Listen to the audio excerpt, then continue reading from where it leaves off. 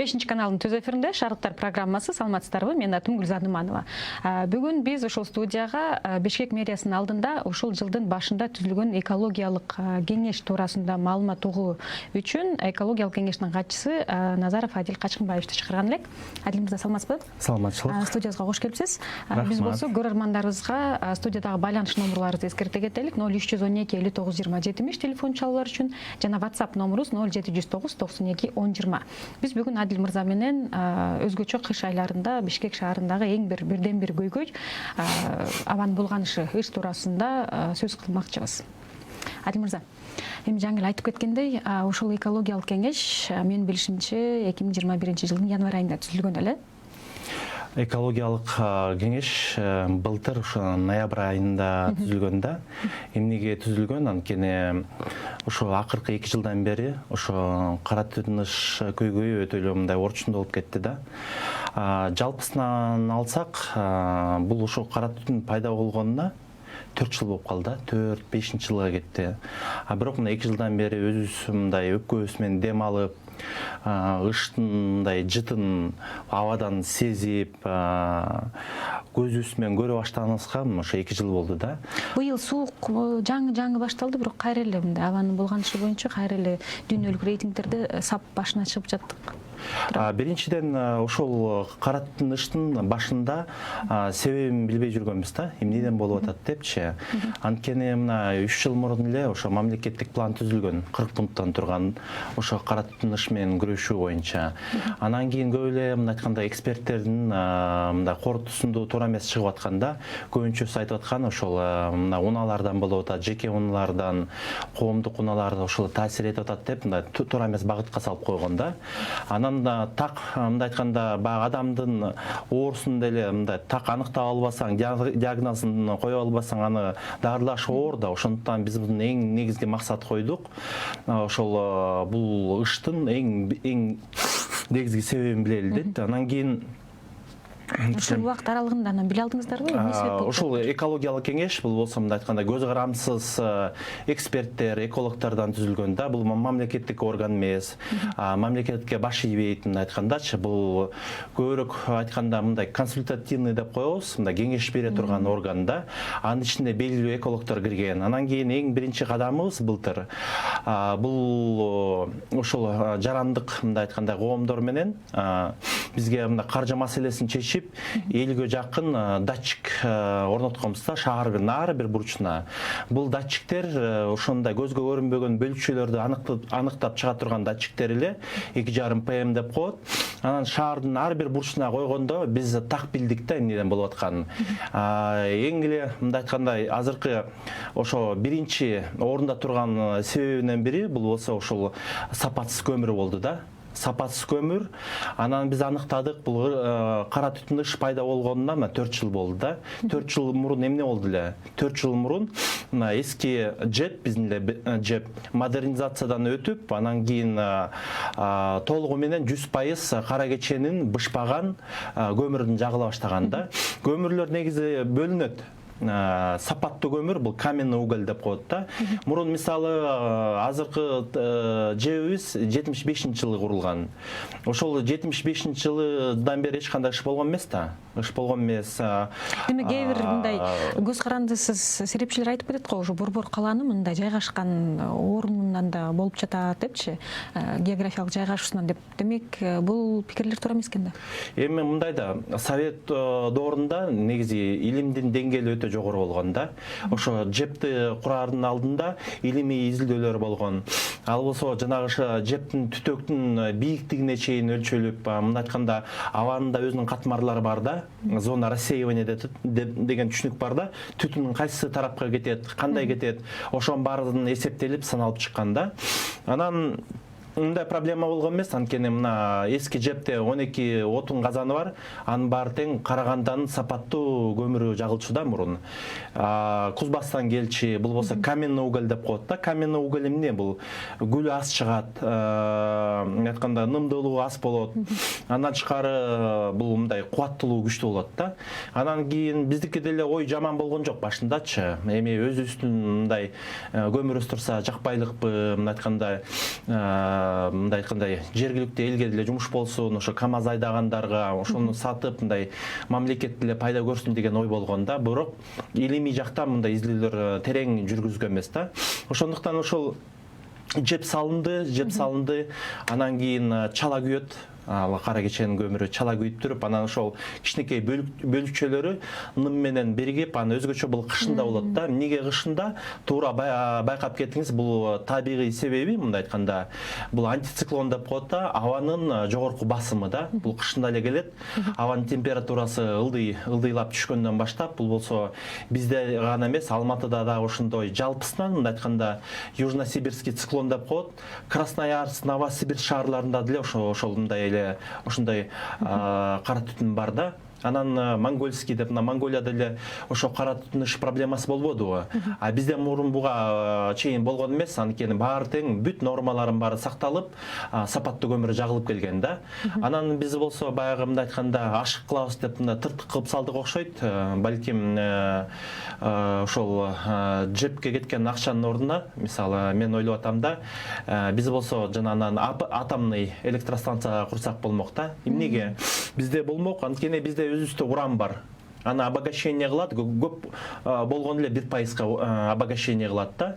Аны деле дүйнө жүзү колдонуп атат да. Бирөөнү түштүк жергесине коюп туруп, бирөөнү мына түндүк жергесине коюп койсок, биз мындай айтканда көз каранды болбойт элек да, электр энергиядан. Азыр мына электр энергия жетишпейт, биз болсо импорттап алып келип атабыз. Анан кийин баарыбыз эле мактанабыз да, бизде эмне көп, суу көп депчи. Бирок ошол мындай айткан ООНдун акыркы отчетун мен көрдүм. 40-жылга чейин тескерисинче мындай жалпысынан глобальный потепление болуп атпайбы? Ушул биздин Орто Азия өзгөчө кургакчылык болот экен да, өзүбүзгө суу жетишсиз болот да. Ошондон азыр мындай жанагындай чоң гэстерди салып, биз болсо өзүбүздү камсыздандырабыз деген мындай ой деле туура эмес да. Анткени илимий изилдөөлөргө бул дал келбейт. Ошондуктан биз болсо ушундай атомный электростанция салыш керекпиз. Анан кийин Кыргызстанда да эмне көп? Кремний көп да. Ал кремнийден эмне кылса болот? Жана күн менен күн панелдерди коюп, батареяларды, ошолордо зарядтачу нерселердин баарын өзүбүздөн чыгарсак болот да. Бизде буга чейин Совет ордунда болгон, Кристалл заводу болгон. Ал жерден ошол кремний чыкса, бизде анын баарын банкрот кылып туруп, азыр жоготуп салдык. Анан мына балыкчы Кочкор шаарларын алалы да. Ал жерде шамал токтобойт да, ыркырап эле турат. Шамал менен иштеген генераторлорду койсок, күн энергиясы, чакан гэстерди коелу. Бирок бир нерсе, ал электростанциялар иштеп чыккан электр энергия арзан болбойт да. Кеминде эле баасы 1 киловатты 4 сом 5 сом болот да. Анан азыркы убакта деле эми бул эл тарта албай жатат да. Чыныгында электр энергия кымбат. Бизге мына импорт алып келип аткан электр энергиясы кеминде бир 2,5 сом 3 сом менен келет да. Элге кайра 77 тыйындан сатылып атпайбы? Бирок мындай айтканда өкмөттөн дотация болуп кетип атат да. Сиз айтпадыңызбы, Адил мырза, ошол сиз азыр катчылык кызматты аркылап турган ушул экологиялык кеңеште мындай кеңеш берүүчү мүнөздө иш алып барып жатабыз депчи. Ошондо ушул убакыт аралыгында демек себептерин аныктапсыздар. Анан мындай реалдуу бир кандай кадамдар, кандай сунуштарды болгон эле бир себебин айттым да, бул жепти айттым да. Экинчи себеби булга чейин мындай билинбей келген, бул мына Бишкекти курчап турган 47 жан конуш бар. Анын баары эле көмүр жагат да. Ошол Бишкек шаарында 5 отун база бар. Кеминде бир отопительный сезонда 200 000 тонна көмүр жагылат да. Анан кийин ал жана үйдөгү мештерде эч кандай фильтр жок да. Мейли жепте фильтр бар экен да. Анан кайра эле кара кеченин көмүрүн жагып атабыз. Анан кийин ошонун баары кирдет атат да. Ошол датчиктер бизге аныктап көрсөтүп берди. Өзгөчө ошол жан конуштарда суукта ошол мындай меш жагылып атканда өтө кирдеткичтин мындай айтканда нормасы саны өтө бийик болуп атты да. Керек болсо 2,5 миңге чейин барып атты да. Бул кайсы райондор? Бул болсо мисалы Новопавловка, Вайнантоновка айылдары. Бул болсо могу Калыс Ордо, Дордой, Новопокровка мындай айткандачы. Бул жерде эч кандай центральный отопление жок да. Үйдөн жагылат, көмүр жагылат. Ошондуктан анан бул үчүнчү себеби да бар да. Бизде азыр эмне көп? Жеке мончолор көбөйүп кетти. Ошол мончолорду бир сыйра ысытыш үчүн жанагы жеңіл уналардын дөңгөлөктөрүн жагат. Анан кийин тигүү цехтердин калдыктарын да жагып ийет да. Ошол да аябай кирет эдет да. Анан көмүр жагышат, анан эч кандай алардын түтөктөрүндө фильтр жок. Анан кийин чоң кирдеткичтин себептери мындай айтканда булагы ошол нерсе да болуп атты да. Ошол анан мындан тышкары эми полигон бар. Полигондон дагы өртөчпөй мына өзгөчө ал жайкысында, кышкысын азайып калат анын мындай айтканда таасири. Анан көбүнчөсү айтат, эми силер айтып атпайсызбы, кандай кадамдарга барып атасыңар депчи. Эми ким болбосун эле мактанып чыгат да.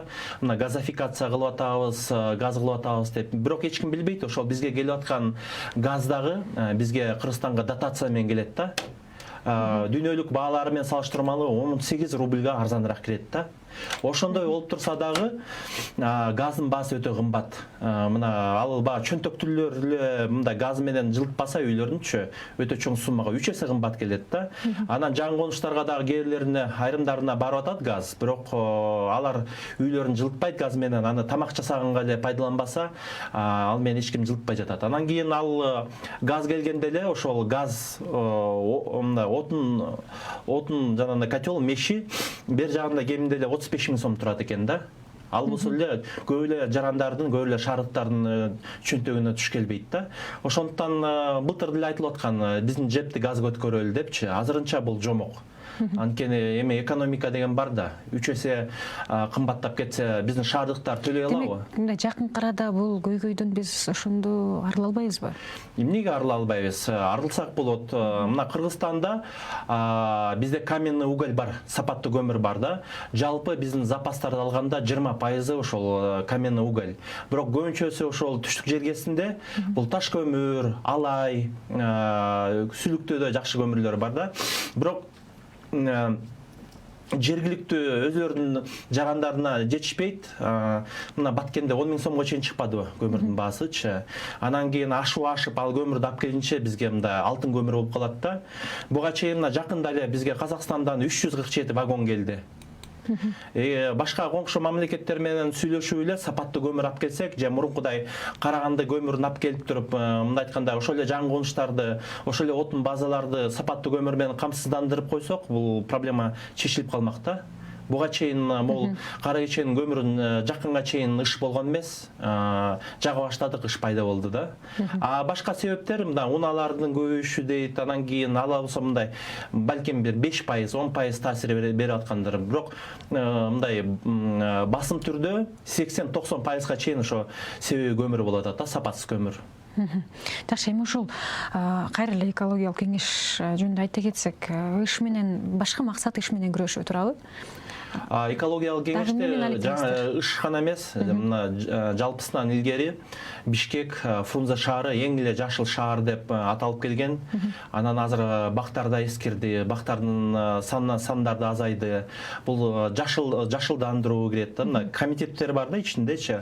Ошол эле мындай айтканда жанагы катуу калдыктарды, мусор таштандыларды проблемалар чечүү комитети бар да. Ушундай бир 3-4 комитети бар ичинде. Бирок мен айткым келген нерсе, мына жакында эле кабинет министринин колу менен, мына айтканда буйртмасы менен ошол азыр өзгөчө комиссия куралды. Анын комиссиянын төрагасы болуп биздин кала башчыбыз дайындалды. Бул экологиялык кеңештин алдындабы же өзүнчө? Жок, өзүнчө. Бул болсо мындай айтканда, бул өкмөттөн, мындай айтканда кабинет министрлеринин түзмө-түз буйрутма келди да. Мисалы, Министерство природных ресурсовго ошол жептиги фильтрлерин текшерилсин деген буйрутма берилди. Гидрометке ошол датчиктерди текшерип, мониторинг жасап, анализ жасасын деген буйрутма берилди. Анан Бишкек шаарына бизге бизде санитардык эпидемиялык инспекция бар, жанагы ошо жеке мончолор менен үйлөрүнүн ошолор сапаттарын карап, ошол эле 5 отун базага азыр лаборатория коюлмай болуп атат да. Ошо кирип аткан машинелерди, КАМАЗдарды, ошо келип аткан көмүрдүн сапатын текшериш үчүн лабораториялар коюлуп атат да. Ошондой иш жүрүп атат азыркы убакта. Жакшы, рахмат. Анан сиз билебиз, ушул Таштанды полигонунда дагы эмгектенип келдиңиз. Дагы эле эмгектенесиз, туурабы? Ооба, мени буга чейин жетекчи болуп келгем. Биз көрөрмандарыбыз да сизди полигондо иштейт деп таанышат. Ушул Таштанды полигону жөнүндө сөз кылып кетпесек болбойт деп ойлоп жатам да. Көрөрмандарыбызга да айта кетсеңиз. Жанагы атайын фирма келди эле, ал фирманын иши токтоп калды. Азыр абал кандай болуп жатат? Эмне иш аткарып жатасыз? Мен башында эле айтпадымбы, жанагы эстониялык компания мына кайра келгенде элечи, шантаж менен келген да. Алар 9 миллионду бөлүп берсе дагы ошого алымсынбай, мындай айтканда биз пандемия болду, бизде ошондо форс-мажор болду да, дагы 3 миллион евродон ашыкча акча сураганда, мен билбейм эмне себептен. Балким бул саясий стабилдүүлүк жоктугунан пайдаланып же ушундай бир шантаж менен келди да. Бирок биздин мына кала башчыбыз ошондо өзүнүн мындай саясий эркин көрсөтүп айтты да, бир тыйын бербейбиз силерге деди да. Азыр мына ошо келишимдердин негизинде аныкталды, ошол эле мурунку эле аныкталган, бекилген суммаларга иштемей болуп атат да. Азыр анча-мынча иштерин алып барып атат эстониялыктар, бирок бир сом ашыкча берилбес болду да азыркы убакта. Азыр иштеп жатышат демек. Азыр кайсы бир компоненттери мындай документтери такталып атат, кайсы бир өзлөрүнүн иштерин улантып атат да азыркы убакта. Жакшы, рахмат. Адил мырза, анда азыр биз маегибизди кыска жарнамалык тынуудан улантсак. Саймадан укмуштуудай акция. Эгер сен биздин катарда эмес болсоң, атайын сага 50% арзандатуу. Биринчи ай үчүн төлөө 445 сомдон башталат. Секундасына 100 мегабит ылдамдыктагы үйдөгү интернет. Интерактивдүү телевидениянын 200дөн ашуун канал. Каалайсыңбы, каалаган тасмаңды тыныгууга коюп кой. Каалайсыңбы, жаздырып алган каалаган беттешти же көрсөтүүнү көр. Муну менен чектелбейбиз. Бир сомго ТВ приставка жана бүт өлкө боюнча акысыз кошуп алуу. Сонун анткени бул Сайма. Дароо азыр чал жана өтүнмө калтыр. Сайманы кошуп ал. Толугу менен аракетте бол.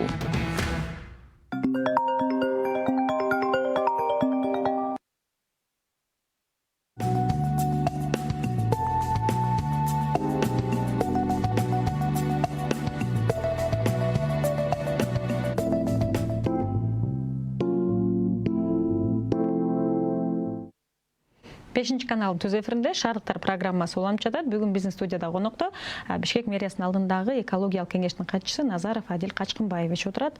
Көрөрмандарыбызга дагы бир жолу эскерте кетелик. Жаңы кошулган көрүүчүлөрүбүз болсо 0312 59 20 телефон чалуулар үчүн жана WhatsApp номерубуз 0709 92 1020. Эгерде бүгүнкү темабызга байланышкан суроолоруңуздар бар болсо, биз Адил мырзага узатканга даярбыз. Адил мырза, кайра эле ушул экологиялык кеңеш туурасында сурагым келип жатат да. Бул бир канча жылдан бери ушул экологиялык абал, өзгөчө кыш айларындагы абдан мындай бардык Бишкектин жашоочуларын мындай кооптондурбай койгон жок да. Бардыгыбыз эле ушул жөнүндө сөз кылып калдык. Анан экологиялык кеңеш мындай көптү үмүттөндүргөн, ушул көйгөй ушу экологиялык кеңештин аркасы менен чечилеби дегендер да азыр көп болуш керек да. Азыр жакынкы пландарыңыз кандай? Ушул боюнча айта кетсеңиз. Анан сиздердин мисалы ыш менен күрөшүүгө азыр каржылоо жетип жатабы? Эмне проблема, эмне көйгөйлөр болуп жатат? Ушул сиздердин алдыңыздарда турган милдеттерди аткарууга ушул боюнча айта кетсеңиз. Туура белгилегендер, ар бир адамдыкы биринчи байлыгы ден соолук болуш керек да. Биз мына жаш кезекте билбейт экенбиз, уруп согуп мындай иштеп жүрө беребиз да. Бирок өзгөчө жашы өтүп калганда мындай адамдар сезе баштайт да. Анан кийин бул ыш маселеси деле эң эле баягы коркунучту кимге алып келет да? Жашы өтүп калган, улгайган адамдарга, ымыр кайгыларга. Азыр айтып жатпайбы? Биз азыр мындай аба менен эмес, кычкылтек менен эмес, адамдын ден соолугун өлтүрүп, бара-бара курута турган бир мындай химикалык зат менен дем алып жатабыз деген дагы пикирлер айтылып жатат го. Эң туура. Жакында эле мен Минздравтын ошол диаграммасын көрдүм да. 2017 жылдан баштап мындай ошол жерде көрүнүп турат да. Жанагы өпкөсү ооруган адамдар, андан жүрөк ооруда пайда болот. Ошондой кескин түрдө көбөйүп атат да. 2017ден көбөйүп атат, анан кийин бир калыпта келип атат да. Ошондо бер жагы эле бир 15%, 20%га чейин өстү да. Ушул 4 жыл аралыгында мындай билгиспей өлтүрүп атат да. Мындай айтканда, өз убагында фашисттердин газовый камерасы бар эле го. жанагындай душегубка дегенчи киргизип коюп анан кийин баргынча өлүп калчу эле го. Ошондой сыяктуу эле бул болсо мындай шашпай билгиспей өлтүрүп атат да булчу. Билгиспей жөткүрүп коебуз, биздин иммунитетибизди түшүрөт. Демек учурда өлкө жетекчилиги бир кескин чараларга барбаса болбойт го анда. Эми кескин чарага кайра айтып атпаймынбы? Эми мындай баягы эме да төшөктү тартсам бутум ачылып калат, бутума тартсам колум үшүп калат дегендей эле болуп атат да. Биздин эми мындай бюджетибиз, каражатыбыз жетишсиз болуп атпайбы? Же жетишсиз болуп атабы, же туура эмес колдонуп атабы мындай айткандачы. Мына карасаң эми чоң эле цифралар турат. Мына бюджетибиз 200 миллиардтан ашык деп атат да. Балким өкмөттүн саны азайып, мындай күчтүү адистер келсе, мейли алардын айлыгын деле көбөйтүп койсо болот да. Бирок азыр мындай айткандачы, бир адам иштей турган жерде мындай 5 адам отурат, 10 адам отурат да. Ошо 10 адамдын ичинде бир экөөсү иштесе иштейт, калган жөн эле айлык алып отурат да.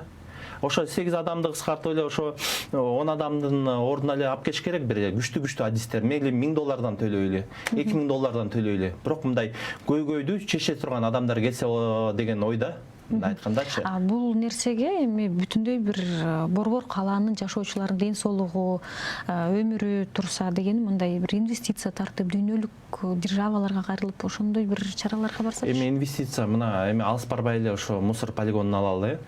Инвестиция ошол мусор завод салыш керекпиз деген келе 30 жыл болду да. Айына бир 30 инвесторбуз деп 30 киши келет да, айына келет да.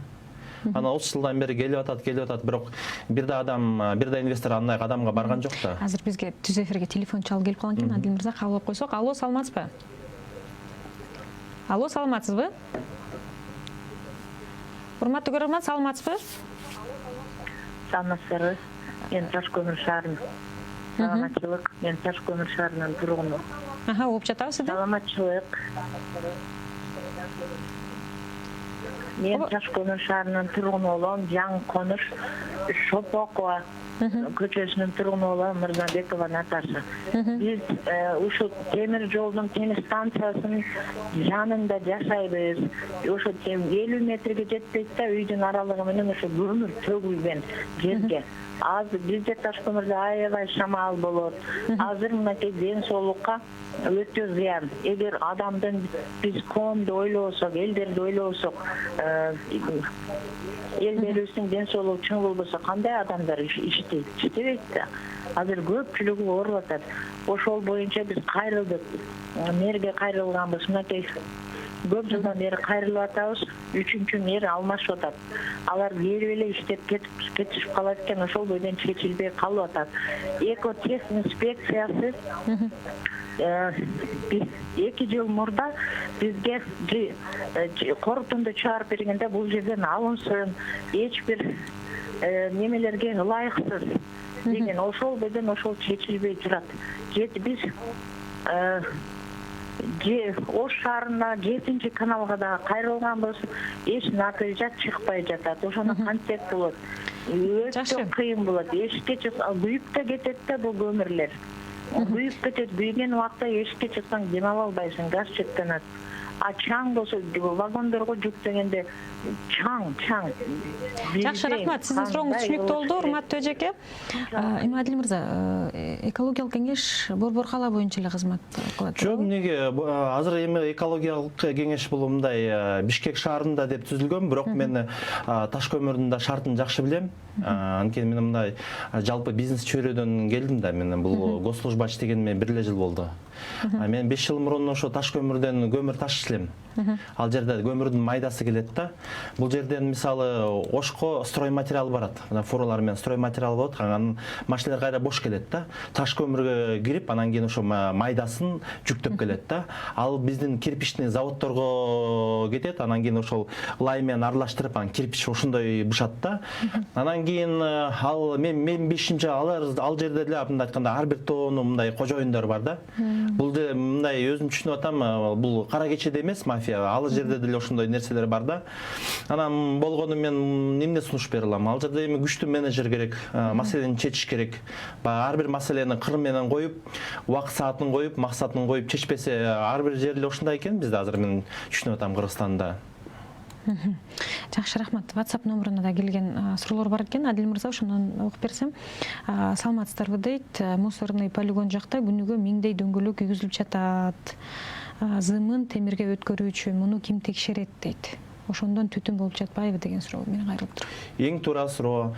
Жакында эле ушул нерсе болду. Жакында эле болду. Биз болсо өрттү өчүрө албай кыйналып атсак, ошол жерде эле полигондо жанагы желим бөтөлкө, мындай айтканда вторсырьёда кагаз чогулткандар, алар болсо ошол унаалардын дөңгөлөктөрүн өрттөп зым чыгарат да. Ал зымын деле болбогон эле зым, мындай айткандачы, бир көп болсо бир 100 сом, 200 сом көрөт да. Ошол кичинекей зымды өрттөйбүз деп, мындай айткандачы, өрттөйбүз деп, анан полигон баары күйөт да. Анан аларды мен чын айтканда Первомайский РОВДнын бүт балдарын барын алып келип бир күнү жаптырып салдым мен полигондучу. Жаптырып салсам элдер ыйлайт да. Биздин кредитибиз бар, кредит төлөйбүз, памперс алабыз, нан алабыз, кантип эметебиз. Аны айттык, эми ушу араңарда кылып атпайбы? Эми силер кичинекей нан табат деп ата полигондун тегерегинде 10 000 киши жашайт. Алардын баары түтүн жутуп атат да. Анан кийин ошол кичинекей мындай айтканда кыянаттык болуп атат ал жерденчи. Мен аны мындай чоң эскертүү бергем. Эгерде дагы бир жолу өрттөсөңөр, толугу менен жаптырабыз депчи. Ал жерде эми өзүнчө бизнес бар да, билесиңер да. Эми мафия деп эле айтып жүрөбүз аяктан. Ал жерде жалпы ошол пластиктин обороту айына 30 миллион сом экен да, чоң акча. Андай акчаларга мындай көп эле кишилерди сатып алса болот да. Аны өрттө өчүрөбүз деп биздин погрузчиги сылайга чөгүп кетти. Аны чыгарабыз деп бульдозер чөгүп кетти. Бизде эле өзүбүздүн ишканабыздын иши 2 күнгө токтоп калды да. Анан баарын эле чыгарып салайын десең, элдер ыйлайт, айла жок уруксат бересиң.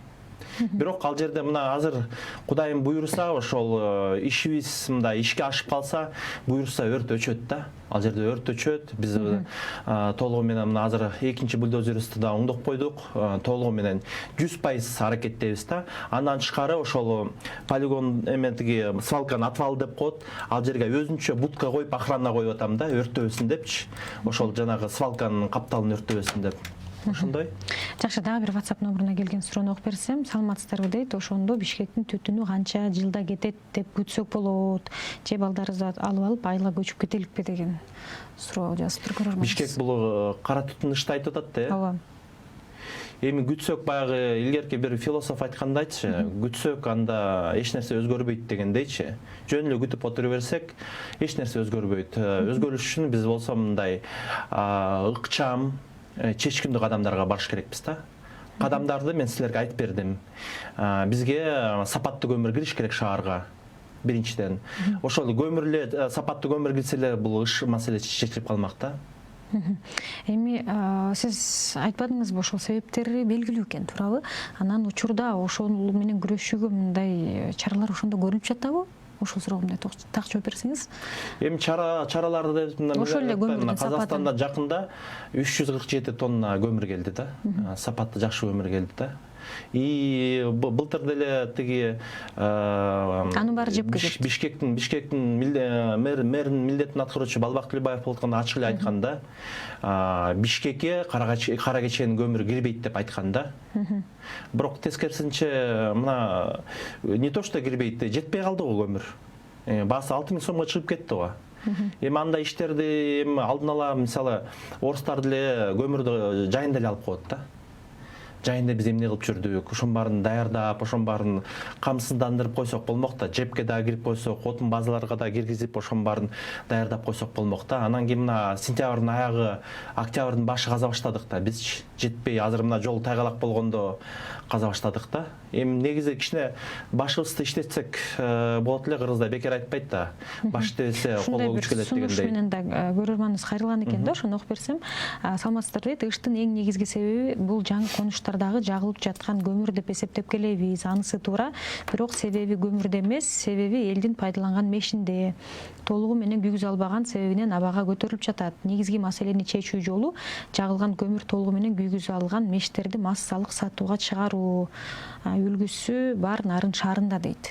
Ушул бир бул көйгөйдөн арылуунун себеби эмеспи? Жол эмеспи деген. Бул деле жакшы бир жол. Анткени илгери билесиңер да, печкаларды башкача салчу да. Мындай 2 оборот, 3 оборот кылып, мындай айтканда, ал жылуулукту сакташ үчүн, жакшы күйүш үчүн жасаганда. А көбүнчө мештер азыр темир мештер да. Темир мештер анан кийин жанагындай котелдор түз кетет да, мындай айткандачы. Аларда эч буржуйкалар да коет да. Андай мындай энергияны сактап калуучу мындай ыкмалар жок да илгеркидей. Темир меш коет, анан кийин жанагындай жагат, бул жаңы мештер ошондой жакшы күйгүзбөйт да. Мен бирок угатам, жанагындай жаңы мештер бар экен да. Начар күйүп калган түтүндү дагы күйгүзөт да. Эгерде ошондой мештерди койсо, бул жакшыраак көмүр жакшыраак күйүп, анда бул абага деле мындай ошол түтүн, кара түтүн, азыр карасаңар үйдүн көбүнчөсү эле капкара паровоздун артында эле чыгат да. Капкара болуп чыгат. Бир эле үй, бир эле меш кеминде ушул 200 метр радиуста аралыкты кирдетет да. Жакшы сунуш, муну жөн эле эмес, бул мамлекеттин күчү менен да керек болсо ушуну сунушташ керек да. Жанагындай самопал мештерге эме эл жоктун айынан коюп атат да, туурабы, арзан. Барасың тиги эмеге, Старый Толчокко 3000 сомго, 5000 сомго аласың да, мешти коюп аласың да. Мындай мештер кымбат болуш керек, кеминде бир 10-15-20 миң сом болуш керек. Билбейт экен баасын. Дагы бир көрөрмандын суроосун окуп бергим келип жатат. Саламатсыздарбы дейт. Бишкек шаарынын Күрүнкиева менен Усимбаева көчөлөрүндө баня толуп кетти. Шаарга кошумча түтүндөр көбөйдү. Ушуга кандай чара колдоносуңар дейт. Шаарга рейд кылып, жеке баня сауналарды жабууга болобу? Ушул эле көрөрманыбыз жазып жатат. Усимбаева 191/2 дарегинде 2 жеке баня бар. Көмүр менен сутка бою от жагылат. Жашоочулар бул баняларды жабууну талап кылабыз дейт. Негизи ушул экологиялык кеңеште азыр консультация берүүдөн сырткары мындай бир ыйгарым укуктарыңыздар барбы? Биздики кеңеш болгон эле, биз болсо мындай сунуш беребиз да. Бирок мэриянын алдында өзүнүн органдары бар. Алардын бири санитардык эпидемиялык инспекция бар. Ошол ар бир райондо 4 инспектор бар да. Бизге ушул 1850, 1840 номерлерине кайрылсаңар болот. Ошондо эгерде жеке мончолор жагып атса, эгерде ошол тигүү цехтердин калдыктарын жагып атса, эгерде ошол дөңгөлөк жагып атса, кайрылсаңар болот да. 1850, 1840 номерине кайрылсаңар болот. Ошол жерден биз инспекторлорду жөнөтөбүз да. Ошол жерден акт түзүлөт, текшерилет эмне жагылып атканы. Анан кийин штраф салынат да. Бир жагы эле мындай жеке жарандарга 7,5 миң сом штраф, анан кийин жанагындай эме болсо, фирма болсо, жанагындай жеке мончолор болсо 23 миң сом штраф салынат да. Анан мындан тышкары эле мен ойлойм да, мына кыш мезгилинде өзгөчө ошол жеке мончолорго тыюу салыныш керек да, ошо кара кеченин көмүрүн жаккангачы. Бул убактылуу эле да, бизде кышында эле болуп атат да. Балким ошол ноябрдан баштап бир мартка чейин мындай моюнуна илип койсо, ошо жеке баняларгачы, мончолорго сапаттуу көмүр жаксын депчи. Чара көрүлөт. Ошо санитардык эпидемиялык инспекция бар. Кайрылгыла, алар болсо келип протокол түзүп, силердин арызыңарды да кабыл алып, чара көрүлөт, ал көрүлүп атат да. Жана бир көрөрманыбыз жазбады эле мештер тууралуу сунуш менен. Ошол көрөрманыбыз жазып жатат да, былтыр бул боюнча атайын аракет кылып көргөн экен. Былтыр кайрылганда патент ал деп Экотех инспекциянын кызматкерлери айтышкан дейт. Патент алуу үчүн кыргыз патентке кайрылганда схемасын чийип, формуласын эсептеп кел, андан кийин макет жаза дешти. Ушул бюрократиялык кыйынчылыктардан артынан бул идеяны токтотуп койдум эле дейт. Негизи ушул идеясы менен сиздердин экологиялык кеңешке кайрылса болобу, жана кандай жол менен кайрылса? Келсин, кайрылсын, анан токтоткон деген болбойт эми. Бул токтоткон дегенчи, мисалы Томас Эдисон ошол лампочканы ойлоп чыгарыш үчүн бул болсо 2000 жолу жаңылган да.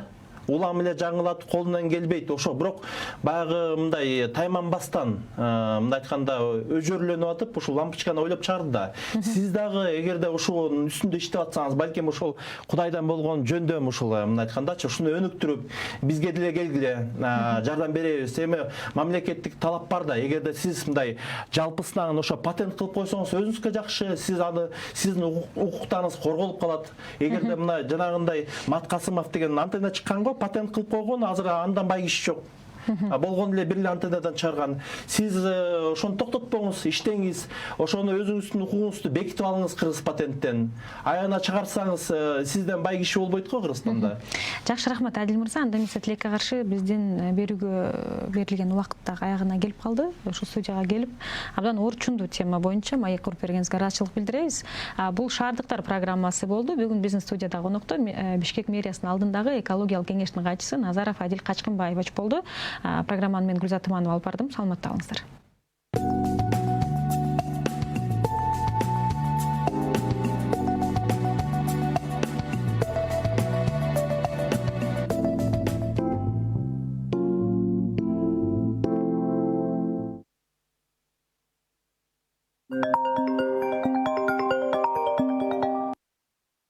Уважаемые гости, Растасон